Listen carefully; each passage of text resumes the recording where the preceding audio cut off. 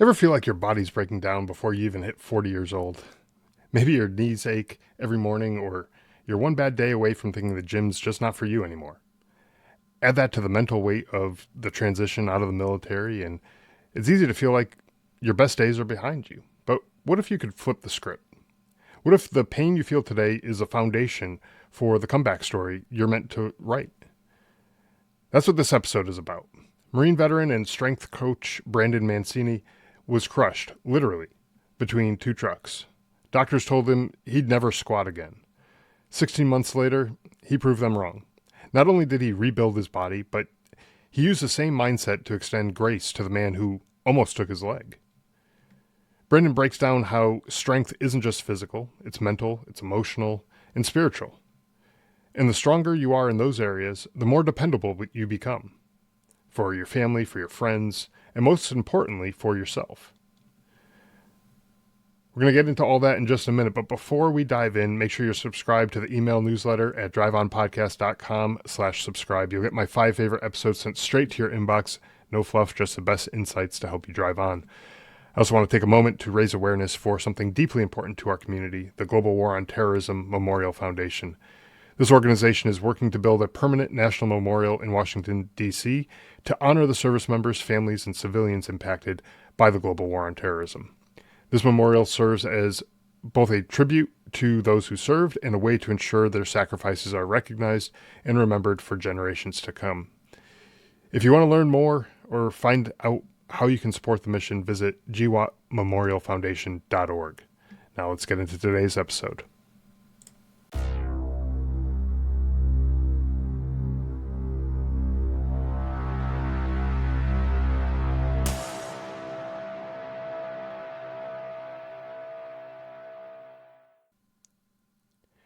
Brandon, welcome to the show. It's great to have you here. Really looking forward to our conversation, but glad to have you here.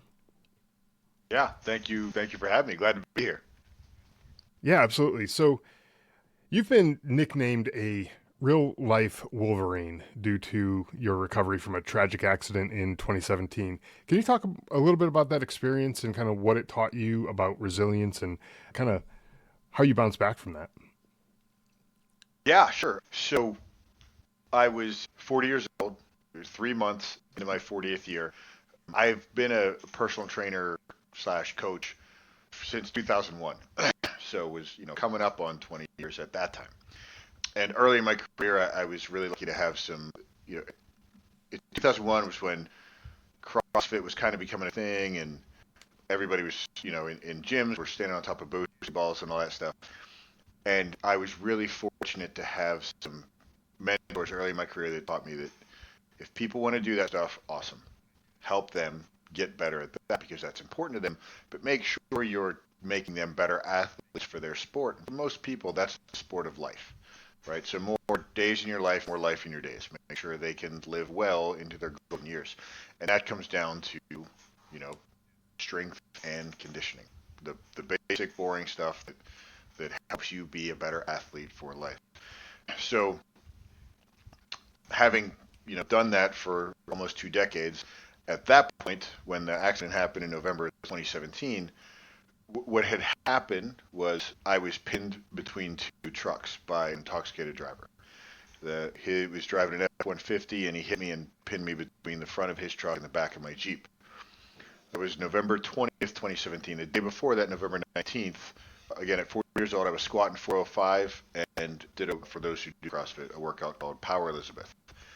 And at 40 years old, I was in downtown San Antonio, was outperforming the 20-year-olds in that gym. So the guy's half my age.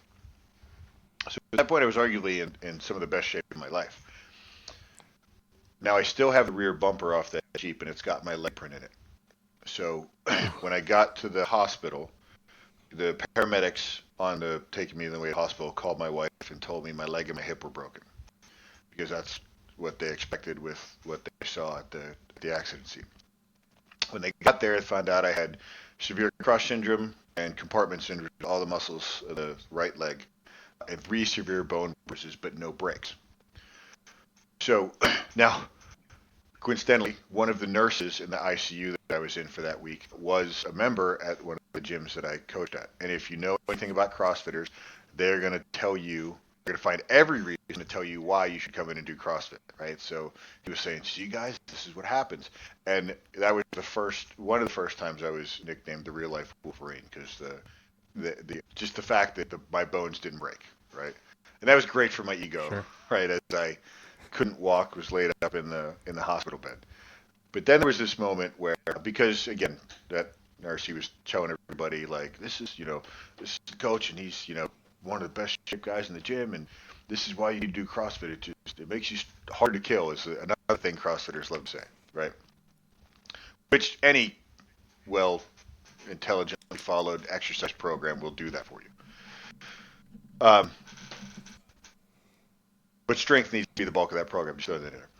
So then the doctor in charge came in at one point, and she said, "Look, Mr. Mancini, you, due to your exercise and strength history, you fared this accident better than most would have. There's, a percentage of the population that would have lost their leg in this accident. Most people would have had breaks, and you didn't have that. You recover better than most, but you need to understand those days of exercise are behind you." And I understand, especially in hindsight, that her intention was to help ease my mind and help me adapt back to life better. But I also knew that for my own mental well-being, I needed to set the precedent for who I was and what I was going to do. So I asked her, who's in charge of my health care? And the look on her face instantly told me she thought I was asking, where's the man in charge? Which if somebody takes that attitude towards a woman who's put in the time and effort to become a doctor, they're fully justified in being upset. So she said, I'm in charge. Are you okay with that? I said, no, ma'am, you're not. I'm in charge of my healthcare. You're a consultant. I will squat 405 again. So it was, kind of a funny misunderstanding, but I knew I needed to set that precedent for who I was and what I was going to do. And so the months after that, it took me 16 months to get back to squatting 405. In the months after Wow. that, I basically took everything I knew, because I've helped people over my career recover from injuries, but I took everything I knew, I dug into a lot, but two main sources were Charles Poliquin and everything, he had talked about and written and researched about helping athletes recover as quickly as possible. And Dr. Rhonda Patrick was putting out a lot of stuff at that time. So I was really leaning heavily on those two. A lot of supplementation. I think at one point I was up to like 80 pills a day and, 3 shakes of collagen and a lot of real food and just literal and figurative, one step at a time, like doing everything I had to do. Because at first, so November 19th, 2017, 405 and Power Elizabeth was the workout. November 21st, 2017, it was 10 steps with Walker. And I had to lay back down, put my leg back up because my leg felt like it was going to explode if it was below my hip for more than 10 seconds. So it's the principles of how you get in better shape and how you recondition your body don't change. The degree to which you apply them do. And that's what got me to the point where I was able to withstand an accident and trauma like that physically. And that's what got me to the point where I was able to recover from it. That recovery piece that you talked about, I think is important to kind of hone in on, because your physical condition prior to that accident, like right up into that moment of that accident, allowed you to be able to recover in the way that you did, I believe, in at least set you up for success. Not to say that somebody else couldn't have recovered, but you would have had probably much more severe injuries had you not been in such good shape up at that point. And 100%. this is not the first, yeah, this is not the first story that I've heard of somebody who had been in great shape and came back from something that they, by all rights, probably shouldn't have come back from, at least not, the way So, that they ended up coming well, hold back. on. Right. So I did another podcast recently, and a guy said the comeback Okay. was extraordinary. And what you said right there was shouldn't be able to. I disagree. Okay. The human body is incredibly resilient. It can come back from some pretty incredible things. So this is where how I got into, if I can go off on a little bit of a tangent, Scott. When I got out of the Yeah, go Marines, ahead. Go ahead. so I went to boot camp 4 days after graduating high school. That was 96. I got out in June of 2000. So I was a machine gunner, Marine Corps infantry machine gunner, and then I got to work in special operations with Fast Company. So those 4 years beat the hell out of my body pretty good. So when I got out at 23 years old, I couldn't run 50 yards without my knees just screaming at me. Didn't run more than 50 yards. So at that time, I'd kind of resigned to I was going to be the guy that just did upper body, and then for legs, Hmm. I would do the bike or elliptical or something like that, because you can do the step mill either. And I was living in Norfolk, Virginia, going to school there, and working out at the YMCA there. And there was a trainer who came from a Marine Corps family, and we just started talking to him in the gym, and he asked about my time in service, and I made a joke or something at one point. But yeah, I can't do squats or that stuff anymore. Knees are shot. And he started asking me questions like, "Oh, okay, when do your knees hurt? And when do they not hurt? And at what degree? And oh, do a squat from when do they start to hurt?" Just he was assessing me. I didn't know at the time. And then we again from Marine Corps family, he's really interested in my time in service. And at some point, he asked me, "Do you want to be able to run again?" And I never even considered the question, right? I was like, well, I just know my knees are shot. I was like, yeah, sure, man, but I can't. The VA doc on when I was, checking out was like, oh, you'll probably need surgery on these knees in the next 5, 10 years, right? So a doctor told me that I just accepted it as true. So he was like, look, man, I know you probably can't afford me, but I got a soft spot in my heart for Marines. Like I have so many people in my family who served in the Marine Corps. Let's meet up once a week and let me give you a program that I think will help make your knees stronger. So I took advantage of that, and 3 months later, I could run 3 miles, not pain free, but I could do it. So he taught me about exercise and nutrition as regenerative therapies to help increase the capabilities of your body. Not, in my early 20s, what I was picturing is every workout was just a Rocky montage where I beat the shit out of myself, right? And so I've heard it, said more recently that we need more 20-year-olds working out like 40 and less 40-year-olds working out like they're 20. Right? It's understanding what your Right. body's capable of and using some basic exercise principles to not easy but simple exercise principles to increase those abilities to achieve whatever the hell it is you want to achieve. Yeah, I think I agree with your point there that you made, and thank you for kind of correcting what I was saying. I think my point was somebody who may not have been in as good a shape. Maybe their legs would have broken in a way, and Yeah, torn things that maybe weren't repairable. Let's put it that way. I don't know, the exact details and the exact medical, issues behind it, but that was the type of thing I was more referring to. In those cases, those people, had they not been in great shape, they may not be able to, work their way back if those things were like physically yeah. broken and beyond repair. That's kind of what I was talking about. And I've known people who have had like stage 4 cancer, and they had to in order for them to beat that, they had to undergo a level of chemo that might kill other people. That level of the drugs, right? But they were in Yeah. such great shape that they were able to survive that. So So it's that's it's kind of interesting the you type of bring thing that I was up. I talking don't about. know if you've seen, but there have been studies that come out recently that say one of the greatest predictors of whether or not you survive cancer, not the only, but one of the greatest predictors of whether or not you survive a cancer diagnosis is how much muscle mass you have going into it. There's a lot of people in the Really? fitness Okay. industry that are saying like your muscle mass is kind of your health 401k savings account, right? The more you build up, Yeah. the better you're going to be able to stand. And it's not just simply muscle mass. Like it's what else comes along with it. Ligament and tendons they get more tensile strength.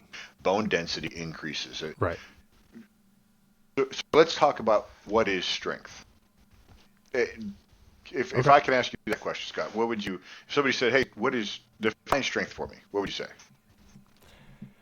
Well, some of the things you just mentioned, I would consider obviously the muscle mass would be part of it. The the ability to lift certain weights depends Right. on those muscles and also the ligaments and tendons and the strength of all of those combined. I think that's part of it, right? Right. And I kind of primed you for speaking only in the physical sense, right?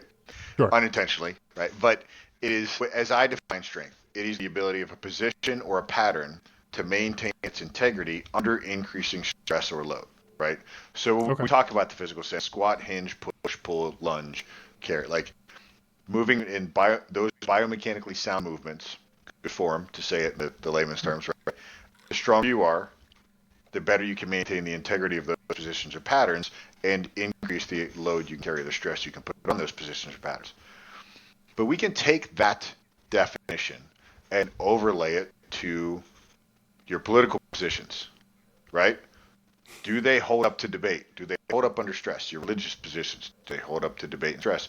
Your relationship, right? Your relationships, Yeah.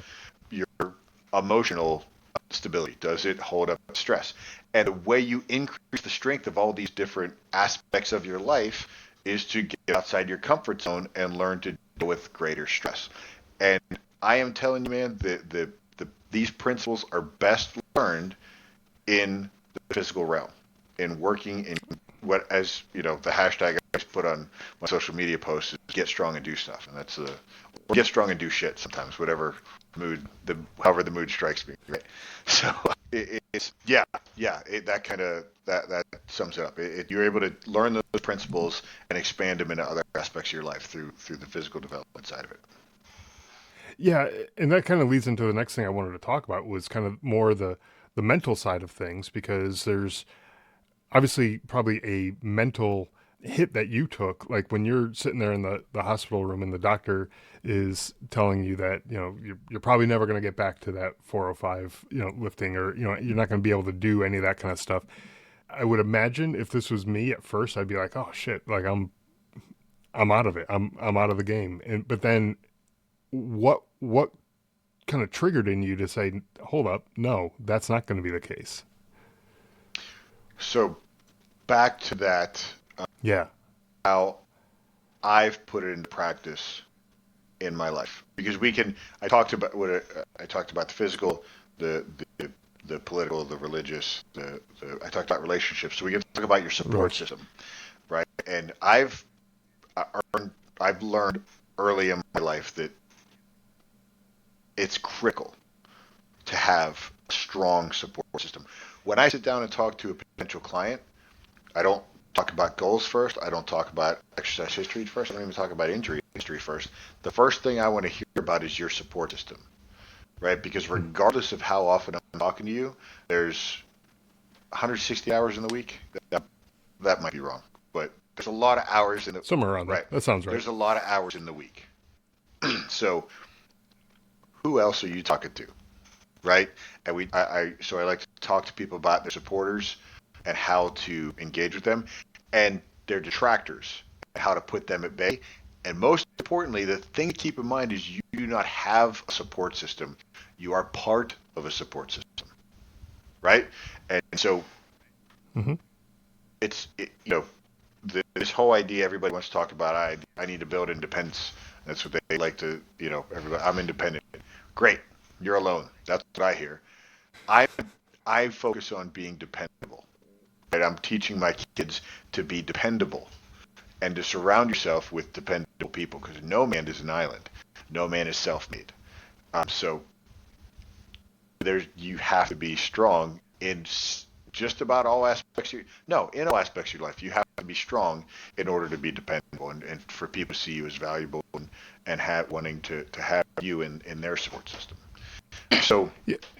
and if I go on to, there's a side of this story about the accident that I really want more people to understand. What the kid that hit me was intoxicated. He was, speaking plainly, high off his ass. I remember after the hit, when the vehicles came apart, and I looked back. The way I described the way he looked is if you were trying to make fun of somebody that was too high. It was almost like he was literally swatting the birdies from around his head. Oh wow. Um, when you when you hit a person, not a car, when you hit a person with a vehicle in Texas and you're intoxicated, it is considered intent to kill legally. You're automatically a felon, and there's I think 5, maybe 8 years in prison, something like that. I can't remember. Now, when I'm first at the hospital, my wife is there, and I'm, pretty much useless to her at this point. And, there's so many things I need to do in my businesses, and I can't now. So the first thought is, of course, yeah, put him in jail, let him rot, bury him under the jail for all I care. I don't. But then, you know, I still had my leg. My leg wasn't broken. I think back to when I was in high school. So I mentioned earlier I left for boot camp 4 days after graduating high school. That summer I was away at boot camp. I had friends in one of two categories. They either died or they went to jail. I was a knucklehead, right? That could have been me. Right. So then this is around the time my wife and I were first starting to have kids. We're trying to have kids at that point. I now have two beautiful kids. So I'm thinking, I'm getting ready to bring kids in this world, and this kid that hit me is a wrecking ball moving through the world, just fucking up people's lives. He had, a pretty decent rap sheet. So when I got to meet with the assistant district attorney, I said, look, I've had deferred adjudication on tickets before, where I go before the judge and they say, okay, you go do this online course that is magically going to make you a better driver, and will this ticket, never happen? So I said, can we do deferred adjudication on his felony status pending a successful 4-year enlistment, Marine Corps infantry only? Because, I always make the joke, the Marine Corps is the best mistake I ever made, right? It saved my life. But in all kidding aside, it put me in touch with some of the best people I've ever met, right? I'm still in touch with a lot of them today. Some of them were on the phone with my wife before some of my family was on the phone with my wife after this accident. So they're a big part of my support system, right? So, and I was told that they couldn't do that because it's unconstitutional.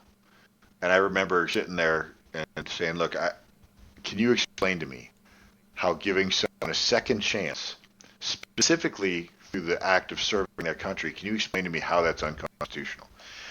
So it wouldn't have, I don't know if I would have had the ability to extend that grace or to try and extend that grace if I had lost my leg, or even if it had been broken up into pieces, right?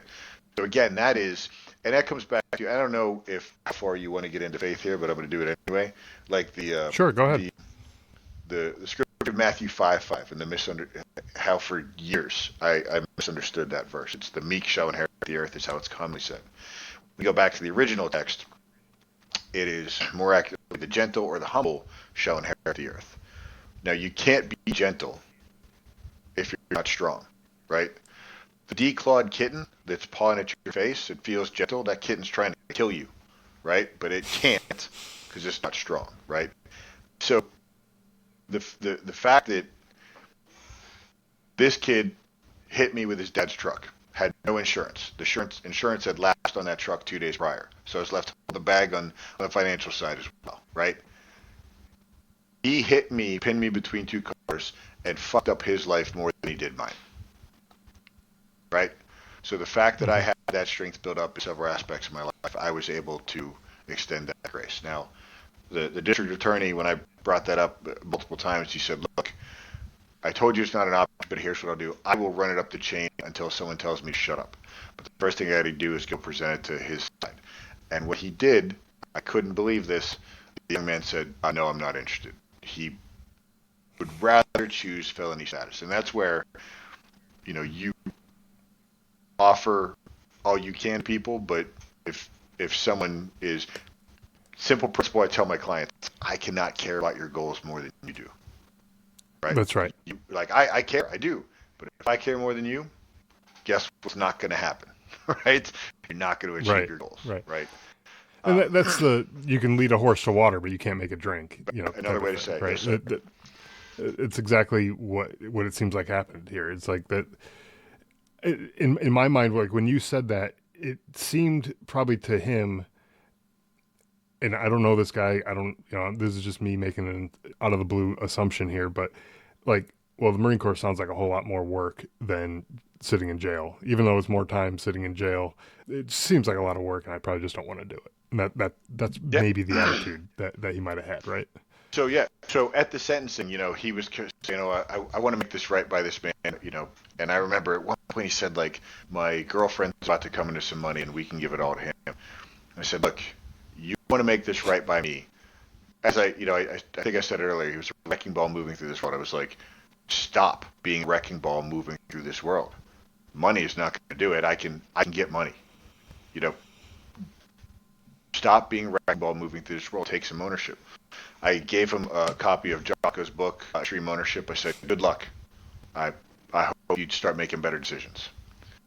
And that's, again, I did everything I think I could be expected to do for him, and then I'm onto my life. I've got my support system I have to be dependable for, to come back to that, and I Right. have to work on making sure they're taken care of.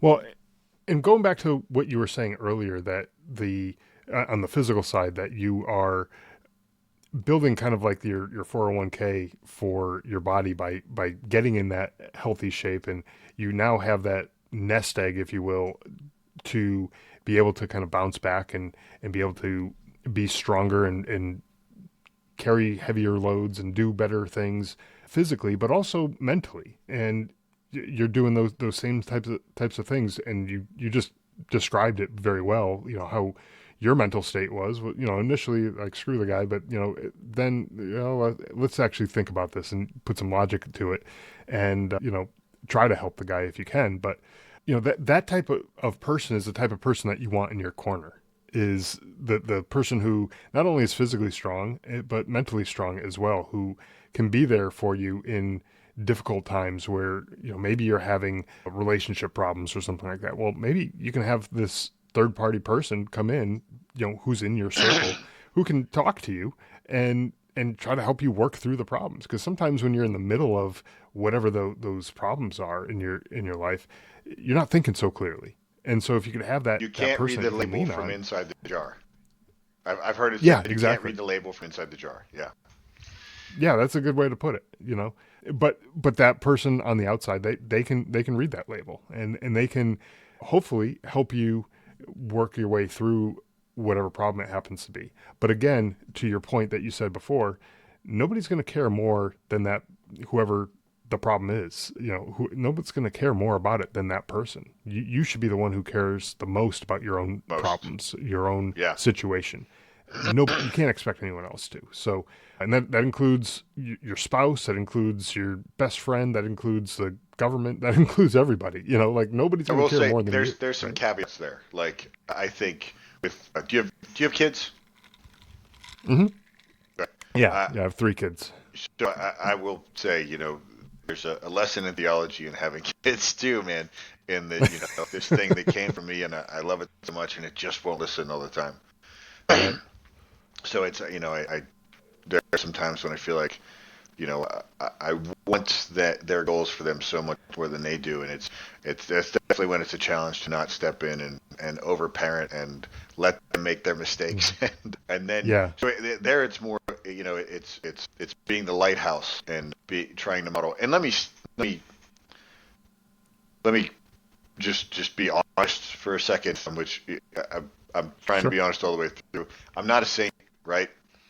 As I said, with the example, the young man that hit me, my first response was, "Fuck that guy," right? That was my initial response, and Yeah. even as I was, the space that I was forced to take, where I could do nothing but lie there and think about what's next. What do I want? Right? I'm thinking about, what do I want physically? Am I done with getting stronger and being an athlete? And you know, I boxing was my sport. I love it. Do I want to be able to spar? Do I want to be able to hit it back? Yeah, I fucking do. So anybody who says I can't, no, they're wrong, and I need to make that right. Right. And then I'm getting ready to have kids. What do I want to do with them? Well, I want to, I want to show grace. I want this world to be a better place. All right, I can't just say fuck it and throw this guy in jail. I have to I have to find a way that everybody has the opportunity to get better out of it. Because what is the most likely scenario of him just being thrown in jail? Well, he comes either a better, more efficient, or at least a more active criminal, right? That's what most like happens, right? What Right. do I Right. get out of that? He had no money to give me. There was nothing to sue for. What do I get out of some senseless suffering? Made worse. The guy's life was shit Right. anyway. So it was. I'm just. I want to be clear. I'm not a saint. When I'm driving down the road and somebody's driving slow in the left lane, man, I have some choice words for them, right? And I wish they would go to jail. But Yeah. right, of course I'm joking. But so Sure. I want to be clear, about who I am, and just it was the space that I was forced to take that gave me the opportunity to realize what I think was the best option for me in that scenario. And I have no guilt about anything, or I feel like I handled it best. So, but then when those times do come up, when I'm like, you know, in traffic, fuck this guy, get out of it. It's a nice reminder to come back to just focus on what I need to do, where I'm going, who I'm responsible for, and what I want to get out of this day in this moment. Yeah. And, thinking about what you're talking about with kids, yeah, sometimes it's frustrating, right? But I think as parents, we should strive to try to be that good example that those kids can then. I mean, kids generally try to emulate like whatever it is that their parents do. They sometimes make the same mannerisms and use the same words, so you kind of have to watch what you say around your kids sometimes. And Yep. all those things they learn just by observing. I mean, that's how they learn to speak. They hear you speaking, and they just try to mimic the sounds that you're making to get the things that you're doing. They try to just mimic all those things. And then when you are faced with a difficult decision or a difficult circumstance in your life, like the one that you just described with the accident, and this guy trying to help him in some way and show some grace towards him, that's something that a kid's going to look at and be like, dad could have gone one or two ways of this. He could have just let the guy go to jail and let the system do what it's going to do, or he could have tried to be nice to this guy. And I guess that's the right thing to do. So because dad did it and dad's a good guy, so I'm going to try to be more like dad, and I'll be nice like that too. Yeah. So go back to what I was saying about the lighthouse, and so in all Yeah. aspects of life, my son from he's 6 now. He's born when I was 41. He's never he's only knows that this family works out, right? He we when he was in the Johnny Jump Up sitting in the home gym, and he was watching my wife and I work out. And my daughter, she only knows that. She's seen us working out as a family in there. And now she's turned 4 next month, he's 6, and they'll say, Dad, let's go in the gym, right? And we go out there, and I might get some of the workout in, but a lot of times I'm just, showing them what to do, and then watch them do it. Yeah, and now that's all they know, right? And it's all they'll ever know. And then in other aspects, like when I make a mistake, like again, not a perfect parent. There's times when I've yelled where I shouldn't have, and I step aside, take Sure. a breath, and I go back in there. Hey, Daddy was wrong. I yelled because I was upset and I lost control of myself, and it's got nothing to do with you guys. And then even when I'm like having challenges, like in running a business, I'm sure you know about this. There's times you have to make phone calls you don't want to make, and I'll talk to be like, hey, Daddy got this phone call he's got to make today. He's not looking forward to it. There's going to be some challenges there, and send them off to school, and then come back and Daddy made that phone call and it went great, or it didn't go great. And here's what I can learn. Here's what I do next time. So talk about life is about learning and getting better. So now, when my son's in wrestling and my daughter's in gymnastics, and they go and they mess up, and okay, well, what did you learn? And they understand that concept because they've seen me do it and they've heard me talk through how I do it. So it's, you Hmm. know, yeah, teaching them, being that lighthouse in all those aspects, and life is about getting better. Yeah, exactly. A couple weeks ago, I was building a bookshelf with my daughter. We're from scratch. We went to the store, got the wood. We put it all together, drew it out like how we wanted to make it and everything, and got to a point like partway through it where things just weren't fitting together right. It just wasn't quite going the way it was, and I was getting frustrated, and I was thinking to myself, this can go one of two ways. I can take a hammer to this damn thing and just smash the shit out of it and just say screw it, we're not doing this, or I could take a minute, take a breath, figure out what went wrong, undo that thing that went wrong, and get back into it and show her that, hey, this is something that's it's difficult, but it's not impossible. And as long as you don't give up on it and you think through the problem and you try to figure it out, you'll end up with, the end goal that you're trying to go for. And that's it. That's what we did. And she's an avid reader. She's 12 years old and she reads like crazy. She has hundreds of books. Like I'm looking at your background behind you, and I'm like, she would die to have, background like this. And and she just ran out of space. So I was like, hey, let's just do it. Let's build it together. And it It's was a so cool I'm thing that sorry we to got to be do laughing. together. I'm sorry to be Yeah, laughing no, go so ahead. much, but it's just reminding me because of this. So before we had kids, I built this bookshelf. Okay. My wife and I built it, and there was a moment where I was, again, this is before kids, and I was telling her, we're just going to take this out back and set it on fire. I'm fucking done with this thing, right? And so obviously that didn't happen. We've got this beautiful bookshelf that has a Yeah. funny story to it. But yeah, there's definitely been, you know, projects. There was one putting together an IKEA, which that should be easy, right? Dresser for my son. Just one of the first pieces I put backwards, and I didn't realize it until we were like to the next to last step. I tear it all apart, and it's like, yeah, yeah, man. Yeah.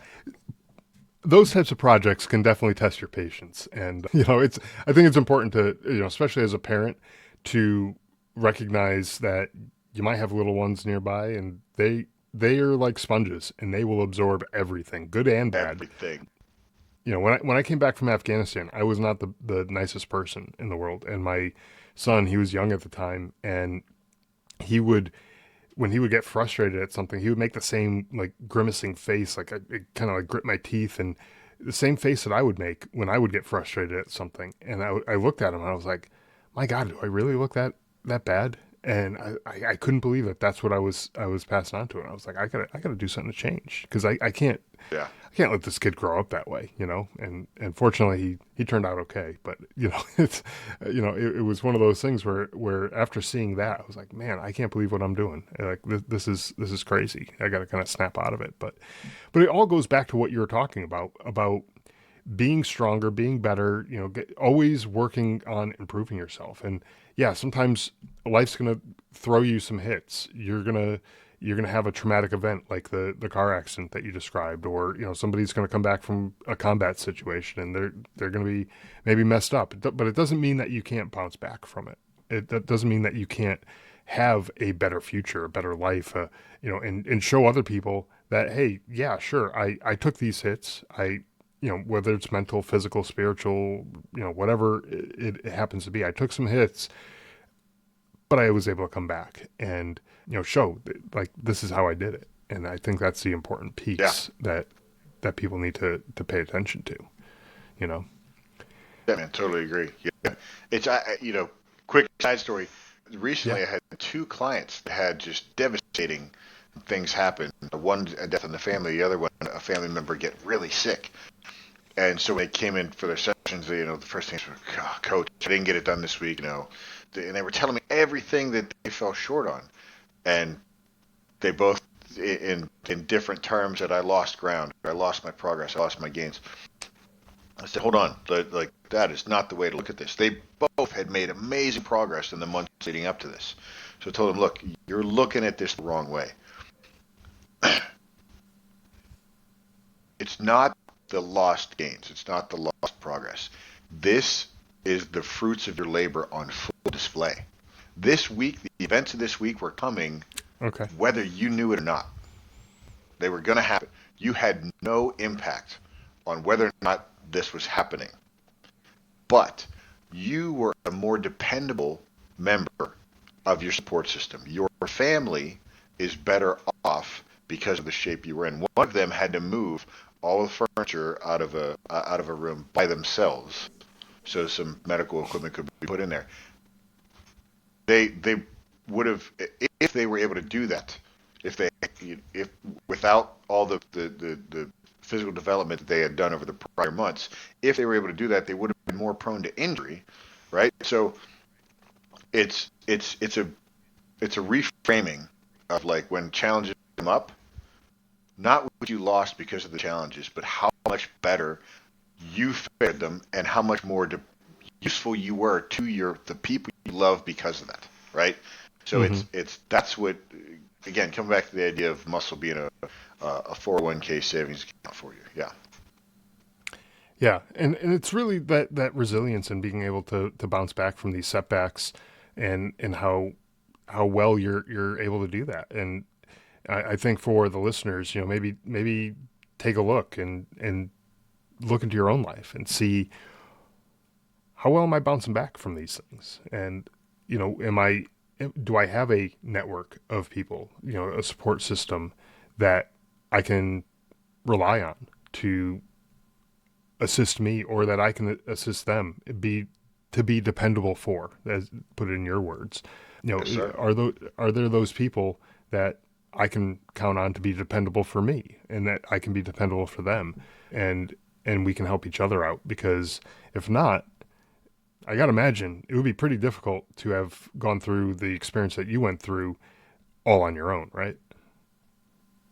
Oh yeah, yeah, man. I mean, I'm so lucky on that side. My wife did not leave my side once Mm-hmm. that whole week, except to go grab me some Chick-fil-A or whenever I asked her Sure. to, right?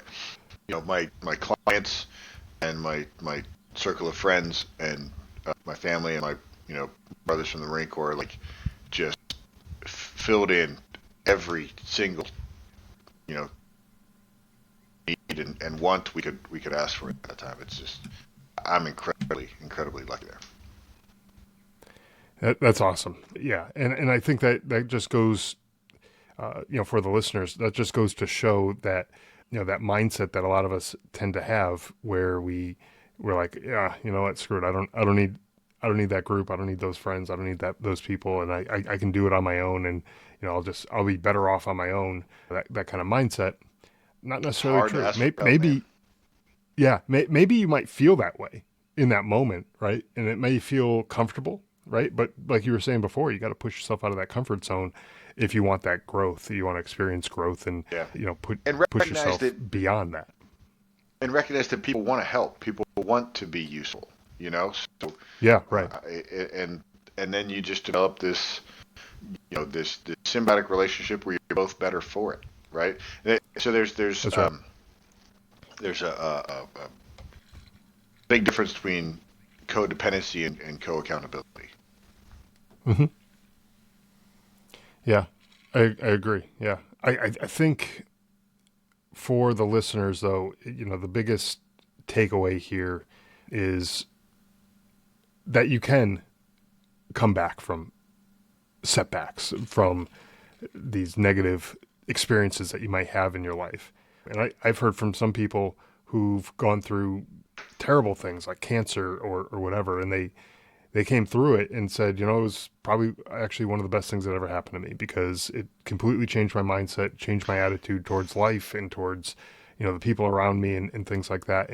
But it's only if you're open to it. If you're only if you're open to that type of, mindset, that it's really going Yeah, to sink in with you, right?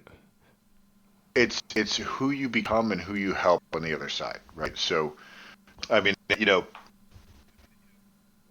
my philosophy on exercise, strength conditioning was proven to be extremely fucking effective through this process. Not the way I would have chosen to prove it, right?